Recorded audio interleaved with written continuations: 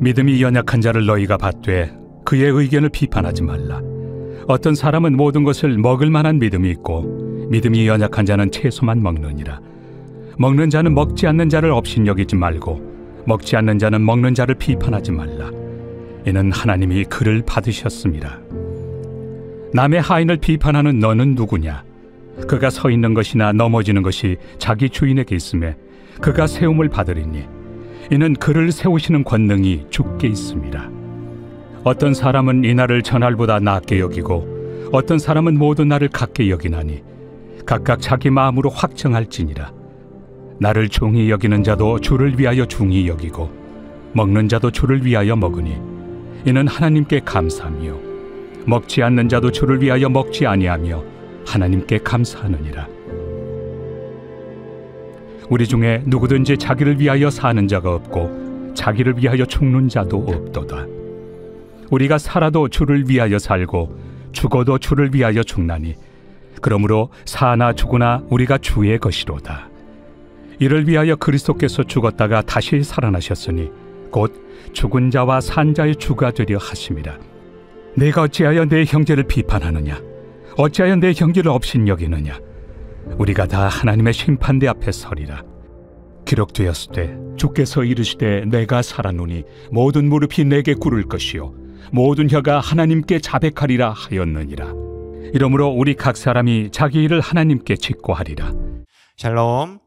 우리 새벽을 깨우시는 우리 성도님들의 기도를 통해 가정이 바로 세워지고 우리 삶이 더욱 하나님께로 가까워지게 됨을 믿습니다. 오늘 보실 본문은 로마서 14장인데 12장부터 이 우리 생활에서 이 하나님의 의가 어떻게 드러나는지에 대해서 나오고 있습니다. 12장은 이 원수를 사랑하는 것, 그리고 13장은 이웃을 사랑하는 것, 그리고 14장은 그 사랑을 어떻게 실천해야 하는지를 구체적으로 나오고 있습니다. 즉 우리가 이 믿음으로 인해서 구원을 얻게 되는 것으로 구원은 전적인 이 하나님의 은혜에 의해서 비롯된 것입니다. 우리의 모든 죄를 없애주시며 우리를 거룩하게 만드셔서 하나님을 만날 수 있게 되었지만 그렇다고 해서 우리가 계속해서 죄를 짓고 하나님께서 나의 이런 죄도 용서해 주실 거야 라는 생각으로 이 하나님의 사랑을 이용해서는 안 됩니다. 그럼 우리가 하나님의 사랑을 입었고 하나님께서 나의 이 모든 죄를 없애주셨는데 그것을 깨달은 이후에는 어떻게 살아야 하는가? 그 은혜를 깨달은 자의 삶은 무엇인가에 대해서 나온 내용이 바로 오늘의 본문인 로마서 14장입니다. 우리 오늘 본문은 계속된 그 실제적인 이 삶의 실천적인 사항들을 가르쳐주고 있는 것입니다. 먼저 1절을 보시면 믿음이 연약한 자를 너희가 받되 그의 의견을 비판하지 말라라고 합니다. 이 로마에 있는 성도들 대부분은 이 이방인 그리스도인이었습니다. 그리고 소수를 차지하고 있는 사람들이 바로 유대인 그리스도인입니다. 여기서 믿음이 연약한 자를 지칭하는 것은 바로 유대인 그리스도인들을 지칭하는 것입니다. 이 14장에서 이 바울이 말하고 있는 이 약함이란 의지나 이 인격의 약함으로 인해 쉽게 유혹에 빠지게 되는 이 믿음을 가진 사람을 의미하는 말이 아닙니다. 우리가 예수님께서 오신 이후에 믿음으로 구원에 이르게 되었음을 알게 되었음을 불구하고 이 유대인 그리스도인들은 아직까지도 이 율법을 지켜야 한다는 것을 버리지 못함을 보면서 사도 바울은 이들에 대해서 믿음이 연약한 자라고 지칭하고 있는 것입니다. 오히려 이런 부분에서 이 율법이 없었던 이방인 그리스도인들이 더 자유를 누렸습니다. 왜냐하면 이들은 애초부터 율법이 없었기 때문에 자기를 구속하는 것이 아무것도 없었고 또 믿음으로 구원을 얻는다는 이 진리를 더욱더 잘 이해했기 때문입니다. 그래서 이들은 더욱 큰 자유를 누리고 있었던 것입니다. 이 믿음이 연약한 자들, 율법을 지켜야 한다고 말하는 사람들은 아직 이 기독교인의 자유를 발견하지 못한 사람들이었습니다. 예수님께서 우리를 위해서 죽으심으로 이 모든 것이 바뀌었음에도 불구하고 아직도 자기가 살아왔던 삶의 방식에서 벗어나지 못하고 얽매여 있으면서 이 자유롭게 믿는 사람들을 비판하고 있는 사람들입니다. 이런 분들이 교회 안에도 있습니다. 나의 어떤 행위로 인해 이 하나님의 마음을 움직일 수 있다고 믿는 사람들입니다. 우리나라의 이 무속신앙을 보시면 매일매일 정화수를 떠놓고 빌면서 계속해서 기도를 합니다. 그리고 지성이면 감천이라고 정성이 지극해서 하늘도 감동하고 내가 하고 있는 일이 잘 풀리게 된다는 생각을 가진 것입니다. 주일 성수를 통해 11조를 통해 이 교회에서의 봉사를 통해 계속된 이 교회 모임의 참석을 통해 이 정도면 하나님께서도 나를 좋게 봐주시겠지. 이런 마음을 가지면서 행동하는 사람들입니다. 이런 사람은 하나님과의 이 옳은 관계를 노력으로 얻으며 그리고 은혜를 거절하는 사람들입니다. 자신이 하나님을 위해 무엇을 할 수 있다고 생각하는 사람들입니다. 하나님께서 나에게 무엇을 하셨는지에 대한 관심은 없는 사람들입니다. 이들은 사람들의 눈에 보여지는 모습으로 인해 자기가 믿음 생활을 잘한다고 생각합니다. 그러면서 왜 자기와 같이 노력하지 않는지 그에 대해서 주변 사람들 비판합니다. 하지만 이 믿음 생활에 대해서 이 엄격한 율법의 잣대를 들이밀 때 오히려 사람들에게 이 복음의 본질이 전달되지 않습니다. 저 사람이 교회 다니면 나는 안 믿을래. 나는 저렇게는 안 믿어. 교회 다니면 다 저 사람처럼 되는 거면 나는 교회 안 다닐래. 이런 발언들이 나오게 되는 이유가 이런 이유입니다. 예수님을 통해 이 천국에 가는 것이 맞습니다. 그리고 믿지 않으면 지옥에 가는 것도 맞습니다. 하지만 우리가 세상으로 나가 불신지옥, 예수천당 아무리 외쳐봐도 그들에게 받아들여지기란 어렵습니다. 그래서 먼저 그들의 삶 속으로 우리가 들어가는 것이 필요합니다. 그들의 삶 속에서 어떤 마음을 가지고 살아가고 있는지, 어떤 고민을 하며 사는지, 그리고 어떤 삶을 꿈꾸며 사는지 이것들을 알아야 그 사람들에 대해서 접근할 수 있고 그 사람들에 대해서 알게 되고 그리고 우리가 가진 복음의 본질을 그들에게 제대로 전달해 줄 수가 있는 것입니다. 이처럼 서로가 서로를 비판하거나 아니면 업신여기지 않아야 하는 이유가 4절에 나옵니다. 남의 하인을 비판하는 너는 누구냐? 이 로마 시대에 자기 종이 아닌 다른 사람의 종을 비판하는 것은 굉장히 예의에 벗어난 행동이었습니다. 이 행동은 종뿐만 아니라 이 주인까지도 무시하는 행동이었기 때문입니다. 그래서 하인을 비판하는 사람은 하인의 주인이 하는 것이 당연한 일이었습니다. 그래서 우리는 서로가 서로를 비판할 수가 없는 것입니다. 우리를 판단하시는 분은 오직 하나님 한 분밖에 없습니다. 이 고린도전서 4장 3절에서 4절을 보시면 너희에게나 다른 사람에게나 판단받는 것이 내게는 매우 작은 일이라. 나도 나를 판단치 아니하노니 내가 자책할 아무것도 깨닫지 못하나 그러나 이를 인하여 의롭다함을 얻지 못하노라. 다만 나를 판단하실 이는 주시니라. 이렇게 사도 바울은 고린도전서에서 이렇게 고백하고 있습니다. 나를 판단하실 이가 누구십니까? 바로 주십니다. 우리가 상대방을 비판하는 이유가 무엇입니까? 너는 틀렸고 내가 옳다고 말하고 싶기 때문입니다. 그럼 내 안에 무엇이 있습니까? 나를 판단하고 그리고 남을 판단하고 있는 것입니다. 그럼 그 판단하는 기준은 누구의 기준입니까? 바로 내 기준입니다. 내 마음대로 정해놓은 기준으로 다른 사람을 판단하고 비판하는 것입니다. 하지만 우리는 그리스도인으로서 하나님의 기준대로 살아가기로 결단한 사람들입니다. 그래서 나의 기준대로 다른 사람을 판단하고 또 그들을 비판할 권리가 우리에게는 없는 것입니다. 왜냐하면 우리는 모두 다 하나님의 종이기 때문입니다. 우리가 서로를 위해서 할 수 있는 단 한 가지의 일은 바로 서로를 사랑하는 일뿐입니다. 왜냐하면 하나님께서 우리를 사랑하셨고 예수님께서 우리를 서로 사랑하는 공동체, 교회로 부르셨기 때문입니다. 교회 안에서 이와 같이 서로를 사랑하는 모습으로 드러나는 모습 중에 한 가지는 바로 서로를 위한 기도입니다.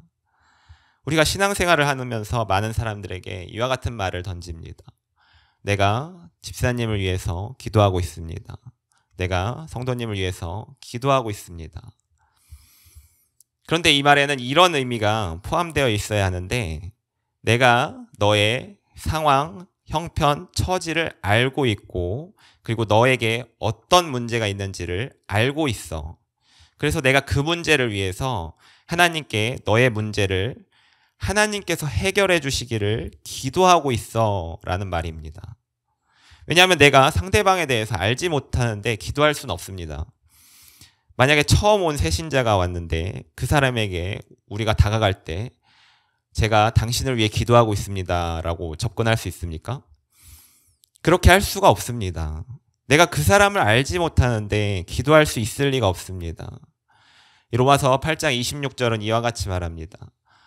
오직 성령이 말할 수 없는 탄식으로 우리를 위하여 친히 간구하시느니라. 그럼 성령님께서는 어떻게 우리를 위해서 말할 수 없는 탄식으로 간절하게 기도해 주실 수 있는 것인가? 그 이유는 하나님께서 이 성령님과 교통하심을 통해 우리의 모든 상황에 대해서 알려주시기 때문에, 즉 우리에 대해서 머리털 하나하나까지도 속속들이 알고 계시기 때문에 우리에 대해서 기도해 주실 수 있는 것입니다. 교회는 이와 같이 서로가 서로를 위해서 기도하는 공동체입니다. 이 서로를 위한 기도가 없이 나만을 위해 기도하는 것으로는 우리의 믿음이 올바르게 성장할 수가 없습니다. 물론 새신자, 믿음이 연약한 자는 다른 사람을 위해 기도해 줄 수 없습니다. 하지만 이 믿음이 강한 자는 교회의 구성원들을 위해서 기도해야 합니다. 그러기 위한 전제가 바로 서로에 대해서 관계를 맺고 알아야 기도할 수 있습니다. 하나님께서 예수님을 보내신 궁극적인 이유가 무엇입니까? 바로 우리와 관계를 맺기 위해서입니다.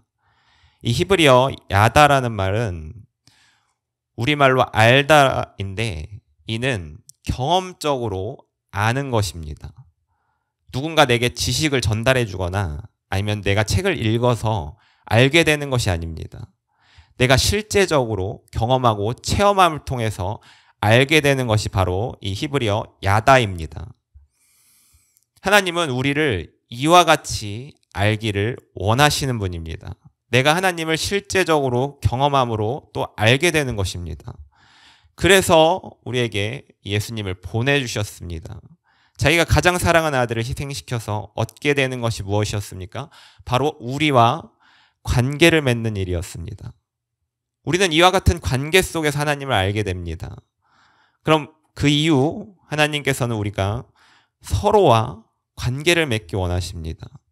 그냥 다른 사람이 나에게 전달해줘서, 어떤 사항들을 전달해줘서, 아 그래요? 그분이 그런 일이 있었나요? 아 기도해야겠네요. 이런 것이 아닙니다. 내가 그분과 직접적으로 관계를 맺으며 그분께 직접 다가가서 무슨 일이 있었는지 물어보고 그분들의 상황과 형편과 처지를 알게 되고, 그럼으로 인해서 알아서 기도하는 것이 우리에게 필요한 것입니다. 이것이 바로 교회 공동체입니다. 그래서 우리의 기도는 힘이 있습니다. 서로를 위한 기도는 하나님의 말씀, 내 이웃을 내 몸과 같이 사랑하라는 말씀이 이루어지는 궁극적인 수단입니다. 서로가 서로를 경험하며 알게 되고 그 이후 서로를 위한 기도를 하나님께 하게 되고, 그러면서 하나님께서 서로의 안에 있는 이 성령님이 서로 교통함으로 인해 우리가 서로를 더 깊이 알게 되고 하나가 되는 것, 이것이 바로 주 안에서 세워지는 믿음의 공동체, 교회입니다. 오늘 본문을 통해서 우리가 알아야 할 사실은 명확합니다. 나의 기준과 잣대로 이 교회 구성원들을 판단하고 비판하지 말고 서로가 서로를 받아들이며 존중해야 합니다. 그 이유는 우리 모두가 이 하나님의 종으로서, 그리스도인으로서 살아가기를 결단한 사람들이 우리이기 때문입니다. 그리고 우리 모두는 다 각자 하나님을 만날 수 있는 사람들입니다. 그래서 기도로서 서로를 돕기도 하며 서로에 대한 사랑을 표현하기도 하며 하나님 앞에 나의 모든 부분을 사실대로 직고할 수도 있는 것입니다. 그럼 내가 아닌 모든 것을 아시는 하나님께서 모든 것을 판단하시고 우리 마음속에 합당한 생각을 주실 것입니다. 때로는 그것이 내 마음에 들지 않을 수 있습니다. 하지만 본문 8절은 말합니다. 우리가 살아도 주를 위하여 살고 죽어도 주를 위하여 죽나니 그러므로 사나 죽으나 우리가 주의 것이로다. 우리 모두는 다 주의 것입니다. 갈라디아서 2장 20절과 같이 이제는 내가 사는 것이 아니요 오직 내 안에 그리스도께서 사시는 것입니다. 그럼에도 내가 나를 계속해서 주장한다면 그리스도께서 헛되이 죽으신 것입니다. 나를 버리고 그리스도께 속한 자의 삶은 서로를 비판하거나 무시하는 것이 아니라 서로 사랑하며 섬기는 삶의 모습이 나타나는 것입니다. 우리 성도님들은 어떤 삶을 살고 계십니까? 나를 드러내며 하나님께서 받으신 이 성도를 비판하고 계십니까? 아니면 나와 다른 상대방을 인정하며 하나님께 속한 자로서의 삶을 살아가고 계십니까? 저는 우리 성도님들께서 그리스도께 속한 자의 삶으로 살아가게 됨을 믿습니다. 그러므로 하나님의 심판대 앞에 서게 되었을 때 예수님께서 우리를 위하여 증언해 주시기를 축복합니다. 기도하겠습니다. 나의 말이 아닌 나의 삶으로 예수님을 증거하게 하옵소서. 하나님의 말씀을 듣고 순종함으로 하나님의 영광이 드러나게 하옵소서. 이전까지 살아왔던 삶의 모습들이 바뀌게 하여 주옵시고 내 안에 그리스도의 십자가를 드러내는 삶을 살게 하옵소서. 예수님의 이름으로 기도합니다. 아멘.